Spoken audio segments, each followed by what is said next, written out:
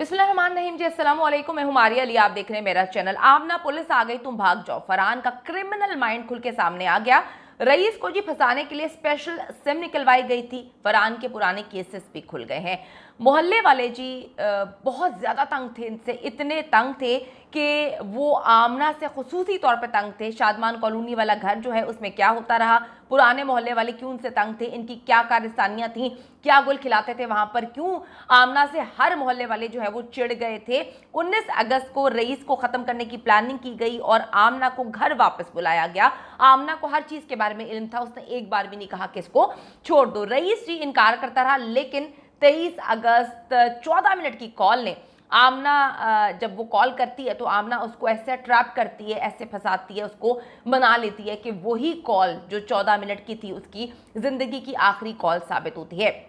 आज जी बहुत सारी बातें जो हैं इस वीडियो में एक्सपोज करेंगे और उन लोगों को भी सैल्यूट पेश करते हैं जो कहते हैं कि आमना मासूम है, तो उसकी मासूमियत के किस्से क्या क्या हैं और फरहान जो है वो क्यों क्रिमिनल माइंड तस्वुर किया जा रहा है, क्यों वो इतना एग्रेसिव है और पुराने मोहल्ले में ये लोग क्या करते रहे। आखिरी कॉल 14 मिनट की जो है वो आमना ने उसको क्या सुनाने के लिए की थी, आज की वीडियो में इसको बेनकाब करेंगे। आपसे रिक्वेस्ट है, अगर अभी तक आपने मेरे चैनल को सब्सक्राइब नहीं किया वो कर लीजिएगा, इससे हमारी हौसला अफजाई होती है।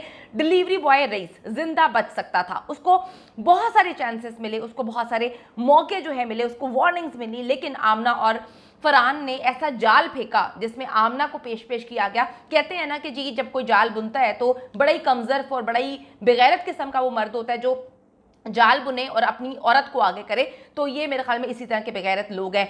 बहुत सारे चांसेस और वार्निंग मिली रईस को कि वो इनके जाल में ना फंसे, लेकिन जी आमना और फरहान के वो जाल में ऐसा फंसा और वो बेवकूफ़ी कर गया। उसकी ज़िंदगी जो है वो चली गई इन दरिंदों की वजह से, क्योंकि आमना गेम ही ऐसी डालती है। आमना के मोबाइल रिकॉर्ड और बैकग्राउंड जब चेक करवाया तो पता चलता है कि वो बहुत ही शातिर किस्म की खिलाड़ी है, इतनी शातिर औरत है और उसने रईस के सामने मजलूमियत के ड्रामे रचाए। मेरा मियाँ बहुत बुरा है, मुझे मारता है पीटता है, मारता पीटता तो खैर वो है, लेकिन बात यही है कि मैं हमेशा से ख़वातीन के जो औरतें हैं उनके पेरेंट्स को कहती हूँ कि अगर आपकी बेटी को कोई इतना मारता पीटता है, इतना जुल्म सितम करता है, तो फिर क्या मसले मसाइल हैं, क्यों उनको वहाँ पे छोड़ा जाता है। आपकी अपनी औलाद होती है, आप अपनी औलाद को किसी भी दरिंदे के पास छोड़ देते हैं ताकि वो उसको मार दे। तो आमना ने बड़ी मजलूमियत की कहानियाँ सुनाई रईस को कि जी बड़े ड्रामे रचाए गए, बहुत ही कहानियाँ सुनाई। उसी तरह जिस तरह से वो मीडिया के सामने शुरू हो जाती है, रोती है, वो तो कुछ लोग हैं जो इसकी मकारी को समझ पाए हैं, वरना कुछ लोगों को तो ये बेवकूफ़ बनाने में मुकम्मल तौर पे कामयाब होगी जिस तरह से इसने रईस को बनाया था। आप में से कुछ लोग मैसेज करके कहते हैं कि वो तो बेचारी है। अगर वो बेचारी है ना, यकीन करें कि हम सबको जीने का कोई हक नहीं है।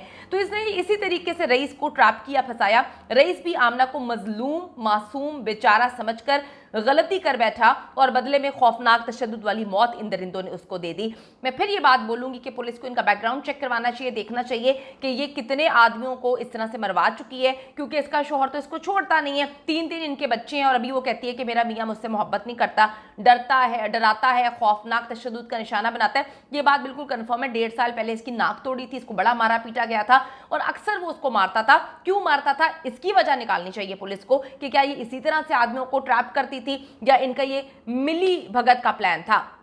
हाई कोर्ट सोसाइटी जौहर टाउन लाहौर शिफ्ट होने से पहले फरहान जो है वो शादमान कॉलोनी लाहौर में रहा करता था। वहाँ के जी हमसाए भी इनकी लड़ाइयों से, इनकी हरकतों से, इनके झगड़ों से बेहद तंग थे। उन्होंने इसकी तस्दीक कर दी है।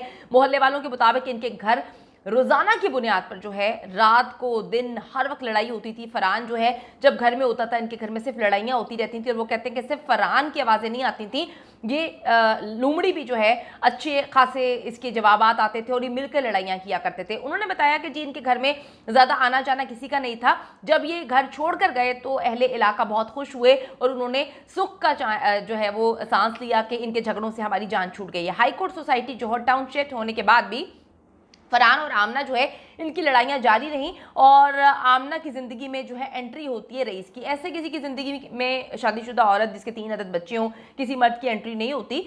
आप किसी को अपनी ज़िंदगी में शामिल खुद करना चाहते हैं तो कोई जो है दूसरा मर्द आपकी ज़िंदगी में आता है। अगर मैं बात करूँ माज़रत के साथ, आदमी भी ये प्रोग्राम देख रहे हैं, बुरा ना मनाइएगा। कुछ आदमी तो हर वक्त जो है चांसेस में बैठे रहते हैं कि हमें तो कोई भी औरत जो है वो लिफ्ट करवा ले, हम तो किसी भी औरत को जो है ना मायूस नहीं करेंगे। तो आप खुद ही देखें देखें कि कुछ आदमी तो इस तरह से चाहते ही हैं। बात तो ये है कि अगर औरत ना चाहे अपनी ज़िंदगी में, एक औरत अपने घर में अपने बच्चों के साथ रह रही है, कोई मर्द कैसे जाके उसके घर के अंदर घुस के जो है उसकी गर्दन पे क्या कहता है ब्लेड रख के और उसके बॉडी पार्ट्स को हाथ लगा सकता है, जो इसने कहानी सुनाई है। ऐसा नहीं होता, ऐसा बिल्कुल भी नहीं होता। एक मुहज़्ज़ब माशरे में हम रह रहे हैं और सारी औरतें इसको जो देख रही हैं इसको तस्दीक करेंगी कि ऐसा नहीं होता जब तक औरत खुद ना चाहे। हाई कोर्ट सोसाइटी जोहर टाउन से जब ये शिफ्ट होते हैं होने के बाद जो है फरहान आमना की लड़ाई झगड़े फिर होते रहते हैं। फिर इसकी ज़िंदगी में रईस आता है, दोनों के ताल्लुकात चलते रहते हैं। आमना ने जी बहुत चालाकी के साथ रईस को सोशल मीडिया एप्लीकेशंस जिसमें व्हाट्सएप आता है, स्काइप आता है, टेलीग्राम पर राब्ते में रखा। आमना काफ़ी शातिर किस्म की खिलाड़ी है और इससे लगता है कि आमना को हर इच्ची बिच्ची का एक एक चीज़ के बारे में बहुत इल्म है। उसको पता है कि CDR डेटा क्या होता है, किस तरह से निकलवा लिया जाता है। वो बार बार CDR की बात करती है। उसको ये भी पता है कि व्हाट्सएप की चैट्स जो डिलीट होती हैं उसको भी रिकवर किया जा सकता है। वो बहुत ज़्यादा शातिर खिलाड़ी है। डेफिनेटली उसके पहले भी इस तरह के काम होंगे, वरना किसी आम बंदे को, किसी हाउसवाइफ को इन चीज़ों के बारे में नहीं पता होता कि किस तरह से किस चीज़ को ऑपरेट किया जाता है। फरहान ने आमना को जी मारा पीटा और उसकी माँ के घर फैसल टाउन भेज दिया था। जब आमना के ससुर ने दोनों को देखा था, ये उस वक्त का मामला है, दोनों को रंगे हाथ पकड़ लिया था। इसको बहुत उस दिन मार पड़ी थी और फिर जो है रईस ने आमना को बाय बाय बोल दिया था। उस वक्त के सारे मामला ख़त्म हो गए थे। फरहान ने भी आमना को इसकी माँ के घर भेज दिया था, जो अक्सर मारपीट के अपनी माँ के घर ही चली जाती थी। कुछ दिन बाद जब वो आमना को वापस लेकर आया, उसे जनाब ब्लॉक अलामा इकबाल टाउन में अपनी माँ यानी कि आमना की सास के पास भेज दिया गया था। 19 अगस्त को फरहान ने रईस को ख़त्म करने का प्लान जो है वो फाइनल कर लिया था और आमना को वापस हाई कोर्ट सोसाइटी जो है वाले घर में लेकर आ गया था। इस प्लान में उसका बाप भी शामिल है, उसका भाई भी शामिल है, लेकिन जिनको ग्रीन शीट दे दी गई है पुलिस की जानिब से, इसके भाई को, फरहान के भाई को छोड़ दिया गया है। बाप को शामिल तफ्तीश नहीं किया गया, जबकि जो मुद्दई मुकदमा है यानी कि रईस का भाई अली, जिस पर ये गंदे इल्ज़ामात लगा रहे हैं, उसके मुद्दई पर, इस केस के मुद्दई पर उसके भाई पर ही कत्ल का इल्ज़ाम डाल रहे हैं। कितने बेगैरत लोग हैं यार। मैं कहती हूँ कि अगर ये दरिंदे बाहर आते हैं तो सोचें क्या हाल करेंगे, आगे हमारे मुल्क का क्या हाल हुआ है। अच्छा जी, अब ये देखें कि अब यहाँ से जी आमना के ज़रिए रईस को कॉल करवाई जाती है, क्योंकि रईस मैसेजेस पर आमना से बात नहीं कर रहा था। वो कह गया था कि भाई मैंने अब मामला ख़त्म करने हैं, मुझे नहीं इस रिलेशनशिप में पढ़ना, मेरा निकाह हो चुका है और मैं अपनी शादी से और अपनी जो शादी हो रही है उससे बहुत खुश हूँ। उसके भाई ने उसका कमरा दिखाया, उसने खुद फर्नीचर वगैरह रखा हुआ है, AC लगवाया, ही वॉज़ वेरी हैप्पी। और मैंने तो भाई बड़े बड़े बंदों को देखा है कि लूमड़ियाँ उनको बड़े आराम से ट्रैप कर लेती हैं।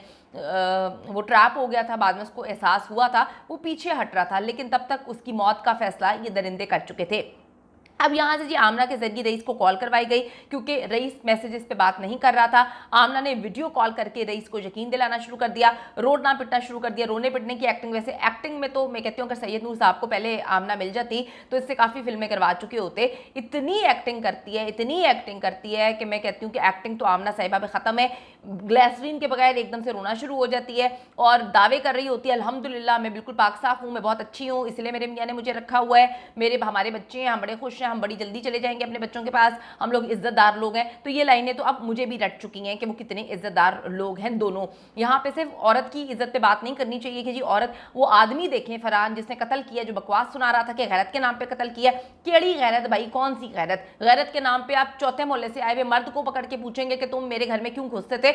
उसको नहीं पूछेंगे कि तू अपने घर में, मेरे घर में, मेरे कमरे में किस तरह से गैर मर्द को घुसाती थी। तो ये फजूल बकवास है, बुलशिट्स हैं। ये गैरत गूरत कोई चीज़ नहीं होती, ये सिर्फ एक ऐसी चीज़ है जिसको आप लोगों को, हमें गुमराह करने की कोशिश की गई है। रईस ने जी कुछ अपने दोस्तों को बताया था कि आमना के घर जो है वो पकड़ा गया है और उन्होंने भी यही कहा था कि अब इस औरत से दूर रहो, अपनी शादी पर फोकस करो। अच्छा जी, रईस की तरफ से इनकार ही जारी था। ये इसको वीडियो कॉल करके मना रही थी कि तुम आ जाओ। रईस ने आमना को ब्लॉक कर दिया था। आमना ने मजबूर होकर 23 अगस्त को जो है सिम पर कॉल की और दोनों के दरमियान 14 मिनट तक बात जो है वो हुई। इसमें ये आ भी चुकी है CDR में। आमना ने किसी ना किसी तरह रईस को दोबारा मिलने पर जो है वो मना लिया था। रईस आमना और फरहान के जो है बिछाए हुए जाल में फंस गया। उसको नहीं पता था कि उसको मारने की प्लानिंग कर ली गई है। जाल में फंसकर हाई कोर्ट सोसाइटी वाले घर जो है वो पहुंचता है, अकेला पहुंचता है। रईस का कोई दोस्त जो है उसे आमना के घर छोड़ने नहीं आया। ये झूठी कहानी है और आमना खुद दरवाजे पे आकर रईस को अपने साथ जो है घर के अंदर लेकर जाती है। अगर रईस को मालूम होता कि फरहान का भाई और आमना का ससुर जो है वो वहां पर मौजूद हैं, जाग रहे हैं, जाल बिछा चुके हैं, तो डेफिनेटली वो कभी भी घर जाने की कोशिश ना करता। आमना ने उसे कहानियां ही ऐसी सुनाई थी कि रईस जो है वो मजबूर हो गया था और कच्चे धागे से बंधकर जो है वो उस जाल में फंस गया। मुझे ऐसे लगता है कि शायद इसने ब्लैकमेल किया होगा कि मैं तुम्हारी बीवी को जो है मैं तुम्हारी वीडियोस या जो तुम उससे बात वगैरह करते हो या तस्वीरें वगैरह हर चीज़ दिखा दूंगी। वो आखिरी बार ये मामला को ख़त्म करने आया था और उसी को इन दरिंदों ने ख़त्म कर दिया।